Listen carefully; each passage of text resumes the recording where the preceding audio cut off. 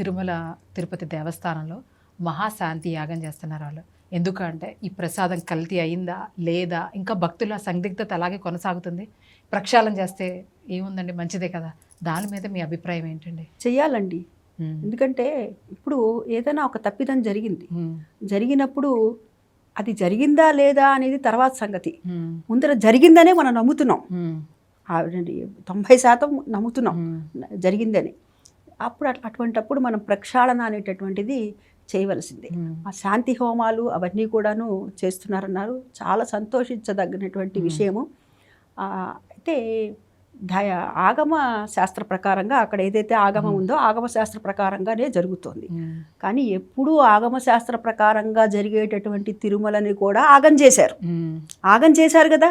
ఈ ఆగం చేసిన దాన్ని మరి మళ్ళా ఈ ఆగమ శాస్త్ర ప్రకారంగా ధార్మికంగా మళ్ళీ ఏ విధంగా వెళ్ళాలి అనేటటువంటి దాంట్లో ఈ ధార్మిక పరిషత్ అనేటటువంటిది ఏర్పాటు చేసి ముందుకు తీసుకొని వెళుతున్నారు.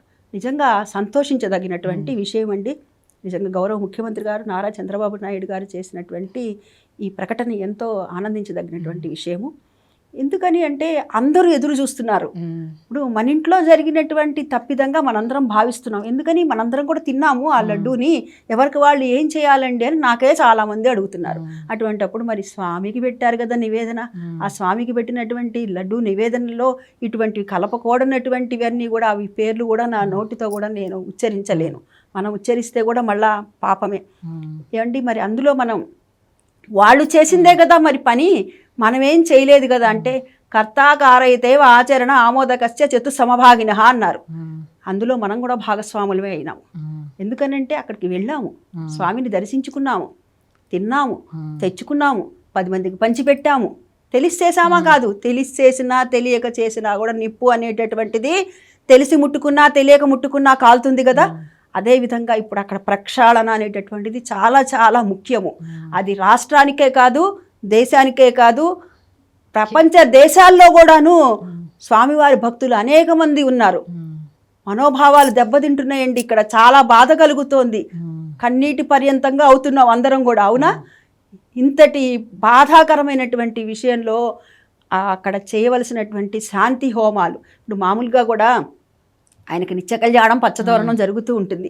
అటువంటి కార్యక్రమంలో కూడా శాంతి కళ్యాణాలు చేస్తారు, శాంతి హోమాలు చేస్తారంటే ఆయన కాస్త శాంతించు, ఆగ్రహించకు, మమ్మల్ని అందరినీ అనుగ్రహించు, మేము ఈ బిడ్డలమే కదా, తెలిసి చేసినా తెలియక చేసినటువంటి తప్పులు ఈ తప్పిదాలను అని చెప్పి ముందు ప్రక్షాళన చేస్తున్నారు. అంటే ఏదైనా ఒకటి అక్కడ ఉన్నది అనుకోండి మాలిన్యము, దాన్ని మనం ఏం చేస్తాము, శుభ్రంగా కడిగేస్తాం. అవునా?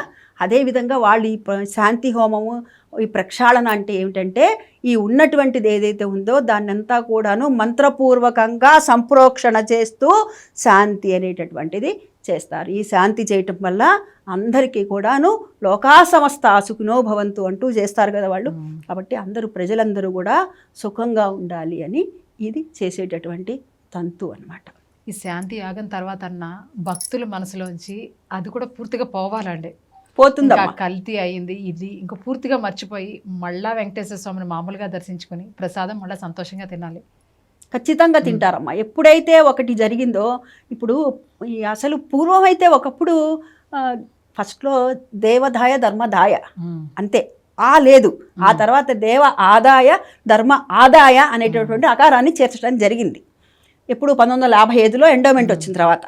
అయితే అక్కడ నుంచి కూడాను ఎవరైతే ఉన్నారో చైర్మన్లు, ఆలయ ధర్మకర్తలు, వాళ్ళు మాత్రమే, వ్యవస్థాపక ధర్మకర్తలు వాళ్ళు ఉన్నారో వాళ్ళు మాత్రమే జరుపుతూ ఉన్నారు. అది చిన్న దేవాలయాలు కావచ్చు, పురాతనమైనటువంటి దేవాలయాలు కావచ్చు, ప్రత్యేకమైనటువంటి క్షేత్రాలు కావచ్చు, ఏవైనా సరే వారి వారి ఆగమాన్ని బట్టి వాళ్ళు నిర్వర్తిస్తూ ఉన్నారు. ఆ పనులు, ఆ క్రతువులన్నీ కూడా, పూజా కార్యక్రమాలన్నీ కూడాను పాంచాన్నికమా, నవాన్నికమా, త్రయాన్నికమా అనేటటువంటిది చేస్తూ ఉన్నారు. అయితే ఎప్పుడైతే ఇక్కడ మనకి టీటీడీ తీసుకున్నాం అనుకోండి, పాలక మండలి అనేటటువంటిది ఏర్పాటు చేశారు. ఆ పాలక మండలి అనేటటువంటిది ఏర్పాటు చేసినప్పుడు లోకో భిన్న రుచి అన్నట్టుగా అనేక మంది ఉంటారు. ఇప్పుడు మీరు ఒకటి చెప్తారు, నేను ఒకటి చెప్తాను, ఇంకోళ్ళు చెప్తారు. మధ్యలో ఉన్నటువంటి ఆ వ్యక్తి, ఆ చైర్మన్ అనేటటువంటి ఆయనకి కానీ, ఆ ఈఓ గారికి కానీ కొంచెం ఇబ్బందికరంగానే ఉంటుంది కదా. ఇప్పుడు ఆ శ్యామలరావు గారు ఇప్పుడు ఇది విడుదల చేసినటువంటిది ఈఓ శ్యామలరావు గారు విడుదల చేశారని చెప్పారు. చాలా సంతోషం. చంద్రబాబు నాయుడు గారు చెప్పినట్టు, గౌరవ ముఖ్యమంత్రి చంద్రబాబు నాయుడు గారు చెప్పినటువంటిది శాంతి హోమం జరుగుతుంది అని చెప్పి వారు టెలికాన్ఫరెన్స్ ద్వారా ఈ విధంగా ప్రజలందరికీ కూడా భరోసా ఇచ్చారు.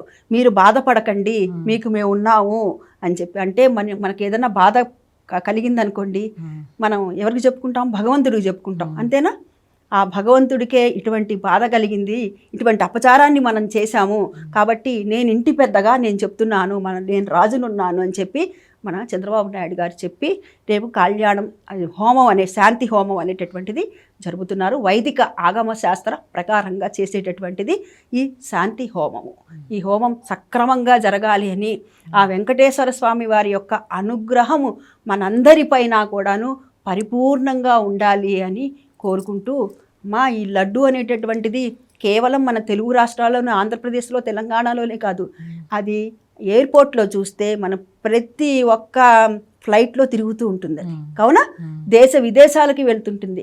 విదేశాల్లో ఉన్నారు స్వామివారి భక్తులు, ఎక్కడ లేరండి, ఇందుగలరు అందు లేరన్నట్టు ప్రతి చోట కూడాను స్వామివారి భక్తులు అనేటటువంటి వాళ్ళను అందరికీ కూడాను ఇది చాలా సంతోషించే విషయంగా చెప్పారు. వెంటనే ఏదో ఒక వారం రోజులైన తర్వాత, ఒక 10 రోజులు అయిన తర్వాత మేము ఒక నిర్ణయం తీసుకోబోతున్నామని అనకుండా, జరిగినటువంటి వెంటనే 2 రోజుల కంటే మొన్న రాత్రి తెలిసింది, నిన్న ఒక్కరోజే, అంటే వాళ్ళు కూడా చర్చలు జరుపుకోవాలిగా. శుక్రవారం నాడు టెలికాన్ఫరెన్స్ ద్వారా వారు చర్చలు జరుపుకొని ఇవాళ ప్రకటన విడుదల చేశారు. ఈ ప్రకటన విడుదల చేశారు. ఇవాళ శుక్రవారం టెలికాన్ఫరెన్స్ జరిపి శనివారం విడుదల చేశారు. ఆదివారం నుంచి మొదలు పెడుతున్నాం అని చెప్తున్నారు. అంటే 23, 24, 25 ఈ 3 రోజులు కూడాను త్రయాన్నికంగా ఈ హోమము, శాంతి హోమము ఆగమ శాస్త్ర ప్రకారంగా చేస్తారు వేద పండితులు అని చెప్పడం చాలా చాలా సంతోషించదగినటువంటి విషయము. మనం కూడా మన ఇళ్లలో మనకి చేతనైన రీతిలో స్వామివారికి, వెంకటేశ్వర స్వామికి దీపారాధన చేసుకుందాము. మన ఇళ్ల దగ్గర ఉన్నటువంటి వెంకటేశ్వర స్వామి గుడి ఏదైనా ఉంటే ఆలయానికి వెళ్ళి కుదిరితే ఒక 11 ప్రదక్షిణాలు చేసి ఒక 11 రూపాయలు హుండీలో వేయండి. అయ్యా, అపరాధ రుసుము కింద మీకు ఇస్తున్నాము, ఎందుకంటే ఆయన డీకాసుల వాడు కదా, అందుకని చెప్పి మనం స్వామికి విన్నపించుకొని ఒక్క నమస్కారం చేసుకుందాము. దీని తర్వాత అందరికీ కూడాను మంచి జరగాలి అని కోరుకుంటూ